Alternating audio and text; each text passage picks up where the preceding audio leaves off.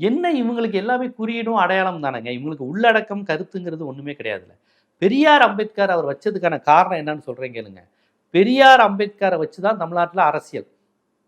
தமிழ்நாட்டில் தந்தை பெரியாரை வைக்காத அரசியல் கட்சியே கிடையாது. திராவிட கழகம், திராவிட முன்னேற்ற கழகம், அண்ணா திராவிட முன்னேற்ற கழகம், மறுமலர்ச்சி திராவிட முன்னேற்ற கழகம், பாட்டாளி மக்கள் கட்சி, விடுதலை சிறுத்தைகள், இந்திய கம்யூனிஸ்ட் கட்சி, மார்க்சிஸ்ட் கம்யூனிஸ்ட் கட்சி, தமிழ் மாநில காங்கிரஸ், காங்கிரஸ் இப்படின்னு தமிழ்நாட்டில் இருக்கக்கூடிய எல்லா கட்சிகளும், தமிழ்நாட்டில் திரிணாமுல் காங்கிரஸ் கிளை இருந்தா கூட, உங்களுக்கு வந்து சரத்பவார் கட்சிக்கு கிளை இருந்தா கூட பெரியார் படத்தை போட்டு தான் ஆரம்பிப்பாங்க. பெரியார் படத்தை போடாம ஆரம்பிக்கலாம்னு நினைச்ச கமலஹாசனுடைய நிலை என்னாச்சு? இன்னைக்கு ஒண்ணுமே இல்லாம போயிட்டாரு கமலஹாசன். அவர் ஒருத்தர் தான் பெரியார் படத்தை போடாம மக்கள் நீதி மையம் 19 ஒரு அரசியல் பேசினாரு, மையம்னாரு, ஒன்றும் இல்லாமல் போயிட்டார். ரஜினிகாந்த் ஆன்மீக அரசியல்னாரு, அரசியலுக்கு வராமலே முடிஞ்சிருச்சு.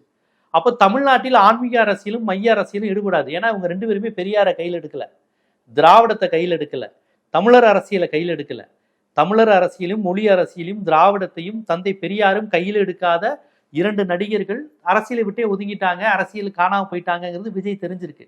அதனால நான் அப்படி கிடையாது, தமிழ்நாட்டு மக்கள் ஏற்றுக்கொள்கிற பெரியாரை ஏற்றுக்கிட்டேன், அம்பேத்கரை ஏற்றுக்கிட்டேன்னு சொல்லிட்டு இங்க உள்ள பெரியார் அம்பேத்கருக்கு ஏற்றுக்கொண்ட கட்சிகள்லாம் சரியில்லை, நான் தான் சரியான பெரியார் அம்பேத்கர்னு வந்தாரு.